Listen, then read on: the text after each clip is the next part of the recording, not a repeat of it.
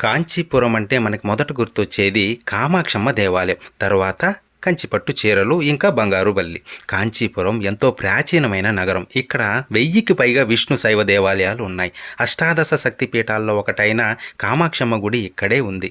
విష్ణు కంచిగా పిలువబడే వరదరాజ ఆలయం మరియు ఏకాంబరేశ్వర ఆలయం కూడా ఉన్నది ఇక్కడే. ఇకపోతే బంగారు బల్లి, వెండి బల్లులు వరదరాజ స్వామి ఆలయంలో ఉన్నాయి. వీటి వెనుక చరిత్ర ఏంటంటే, పూర్వం గౌతమ మహర్షి పూజకు నీళ్లు తెమ్మని తన ఇద్దరు శిష్యులను పంపుతారు.